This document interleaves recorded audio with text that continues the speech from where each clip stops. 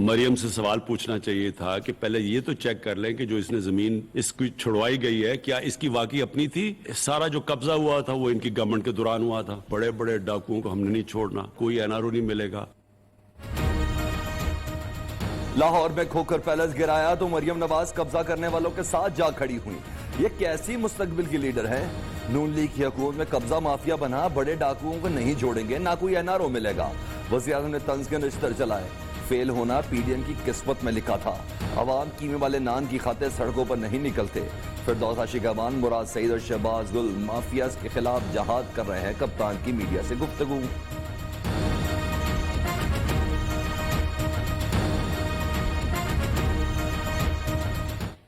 जब लाहौर के लोग नहीं निकलेंगे, आप जितने मर्जी बाहर से कीमे के नान खिला के लोगों को लेके आए, कभी भी नहीं भरा जाता। अगर ये मेरी तारीफ करें तो मैं अपनी तौहीन समझूं। तनकीद करते हैं फिरदौस की, शहबाज की और मुराद सईद की, तो ये तो इनके लिए बहुत बड़ा एजाज है। जहाद कर रहे हैं इन चोरों के खिलाफ।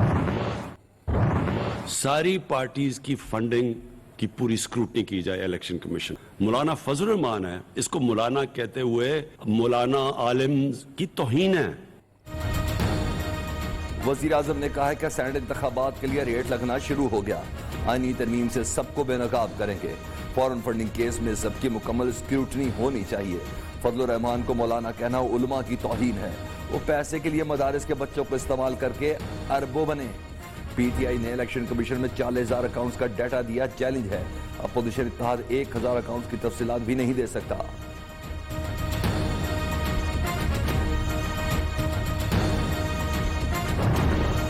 मैंने एक बड़ा महल गिरते देखा। सबसे बड़ा लाहौर का कब्जा ग्रुप जिसकी पुश्त पे पिछड़ा वजीर आजम और उसकी फैमिली खड़ी थी, उन्होंने उसको तहफ़्फ़ुज़ दिया। ये है तब्दीली। लाहौर के सबसे बड़े कब्जा ग्रुप का महल गिरता देखा।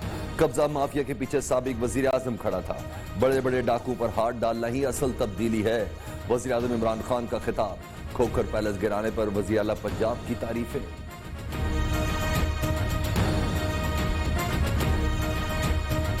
मिनिस्टर साहब, आपको और फिर आपकी जो टीम है, जिस तरह आपने ये बड़े बड़े कब्जा ग्रुप के महल गिराए हैं, मैं उसके लिए खास आपको मुबारक देना चाहता हूं। लाहौर में लीगी एमएनए की रिहाइशगाह गिराने पर कौमी असम्बली में हंगामा। बनी गाला रेगुलराइज हो सकता है तो हमारा घर क्यों नहीं। इल्जामात पर माफी मांगे। अफजल खोकर का सवाल। कोई रुकन असम्बली भी कानून से बालातर नहीं, ये कब्जा माफिया है। बाबर अवान का जवाब। एहसन इकबाल और स्पीकर मतल कलामी। अफजल खोकर को पार्टी से वफा की सजा दी गई। शायद हकान अब्बासी भी बरस पड़े।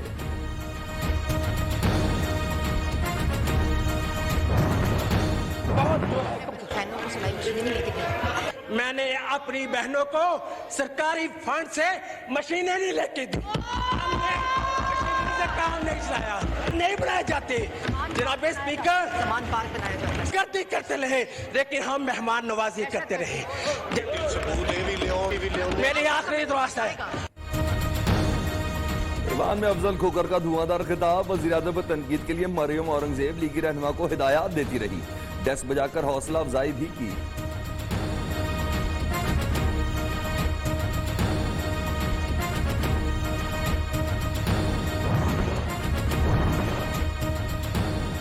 पंजाब हुकूमत का सूबे में 200 अरब रुपए के तरक्याती प्रोग्राम शुरू करने का ऐलान। साहिवाल में 18 अरब की लागत से डेवलपमेंट प्रोग्राम लॉन्च कर दिया गया। तरक्की के सफर में साहिवाल, हड़प्पा, चीचावतनी को शामिल किया गया है। माजी में किसी ने भी पंजाब में लाइफ स्टॉक पॉलिसी तैयार करने की जहमत नहीं की। साहिवाल में वज़ीर उस्मान बुज़दार का तकरीब से खिताब।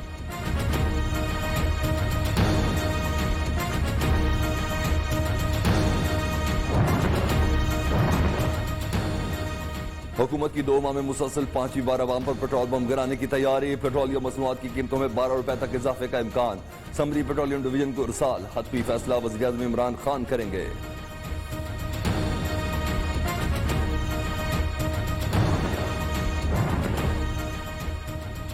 कराची को माजी में मुकम्मल नजरअंदाज किया गया। सिंध हुकूमत ने जज़ायर की तरक्की की मुखालफत क्यों की। वज़ीर इत्तलात शिबली फराज का सवाल। कराची में मीडिया से गुफ्तगू में कहा कि माजी में सिंध की अवाम का खून चूसा गया। लोगों ने करप्ट पार्टी से तंग आकर पीटीआई को मुंतखब किया।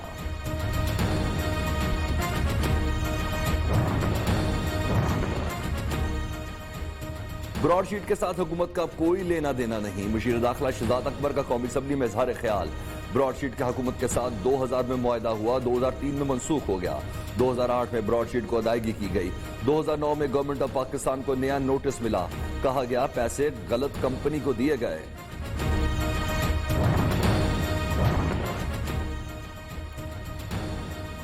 ट्रांसपेरेंसी की रिपोर्ट हुकूमत की नाअहली का वाज़ेह सबूत है। Opposition leader Punjab assembly Hamza Shahbaz कहते हैं हुकूमत इतना झूठ बोलती है कि कोई इंतहा हो गई। अब कह रहे हैं ट्रांसपेरेंसी की रिपोर्ट माजी के डाटा पर मुश्तमिल है। कब तक हुकूमत अपनी नाकामी नाअहली पिछली हुकूमत पर डालती रहेगी? इन्होंने 2 साल में कर्जा लेकर मुल्क की मईशत को मनफी कर दिया।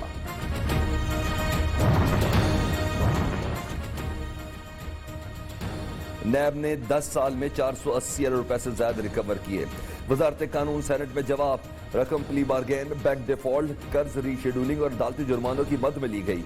नैब ने रकूम 2011 से अक्टूबर 2020 के दौरान रिकवर की। 2020 में नैब ने सबसे ज्यादा 24 खरब 81 अरब 85 करोड़ से ज्यादा रुपए इकट्ठे किए।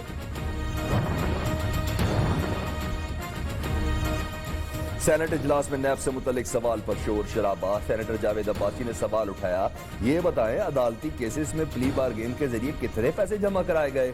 अली मोहम्मद खान ने कहा, वजीर आजम और हम प्ली बारगेन के खिलाफ ये कलंक का टीका है, खत्म होना चाहिए। आजम सवाती बोले क़यामत की निशानी है। जावेद अब्बासी जैसा बंदा नैब के खिलाफ बात कर रहा है।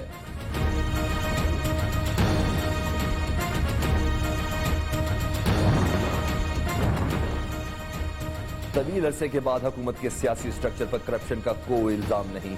वफाकी वजीर फवाद चौधरी का दावा। कहते हैं 2.5 साल बाद भी काबीना के किसी रुकन का कोई घोटाला नहीं। ये पाकिस्तान की कामयाबी है और इमरान खान को इसका क्रेडिट जाता है। इंतजामी इदारों को काबीना की तकलीद करनी चाहिए। इंतजामी और अदालती इदारों को काबीना की तकलीद करनी चाहिए।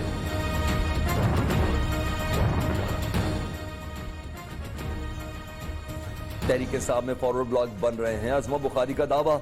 मुस्लिम लीग पंजाब की तर्जुमान का कहना है कि वजीर आला ने व्हाट्सएप मैसेज आने के बाद मंडी सजा ली। मेहनत करके मुस्लिम लीग नून के अरकान की वजीर आला से मुलाकातें कराई जा रही हैं।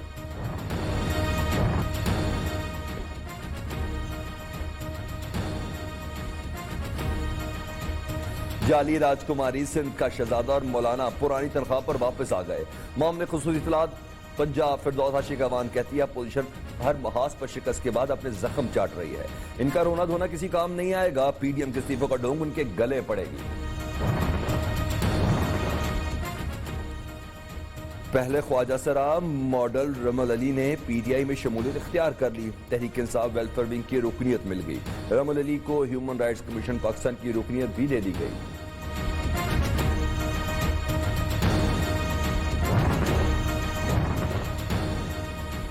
जाली लाइसेंस केस की तहकीकात में अहम पेशरफ। एफआई की तहकीकात मुकम्मल। जाली लाइसेंस के हामिल 40 पायलट, 8 अफसरान, 1 सहूलतकार के खिलाफ मुकदमा दर्ज। नामजद 1 पायलट और सिविल एविएशन ब्रांच के 5 अफसरान गिरफ्तार।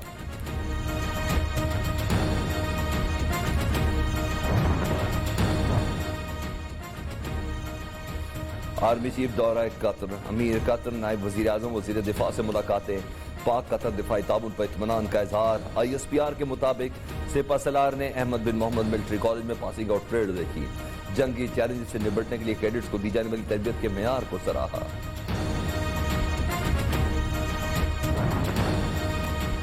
खाने काबा पर ऊपर पर नजारा। गुज़िश्ता रात खाने काबा के ऐन ऊपर मुकम्मल चांद नमदार हुआ। इस साल मुकम्मल चांद का यह पहला वाक़या है।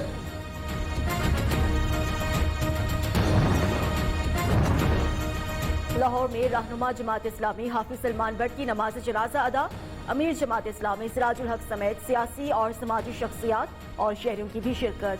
आबाई कब्रिस्तान में सुपुर्द खाक। हाफिज सलमान भट्ट 2 बार कौमी असम्बली और 1 बार सूबाई असम्बली के रुकन रहे।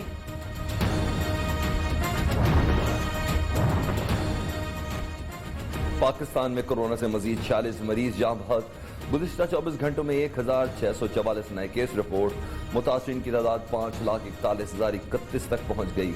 NCOC के मुताबिक खसूसी तैयारा जल्द चीन से कोरोना वैक्सीन की पहली खेप पाकिस्तान लाएगा। नया तालीमी साल 2 अगस्त से शुरू होगा। विफाकी सरकारी तालीमी इदारों के लिए तालीमी सेशन 2020-21 का कैलेंडर जारी। मौसम गर्मा की छुट्टियां कम करके 1 माह कर दी गई। 5वीं और 8वीं के मरकजी इम्तिहानात 18 मई से 31 मई तक होंगे।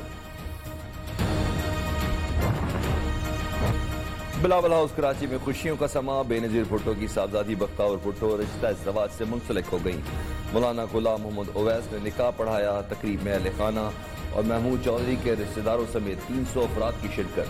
बिलावल भुट्टो ने बहन की शादी पर 1 हफ्ते के लिए सियासी सरगर्मियां मुअत्तल कर दी।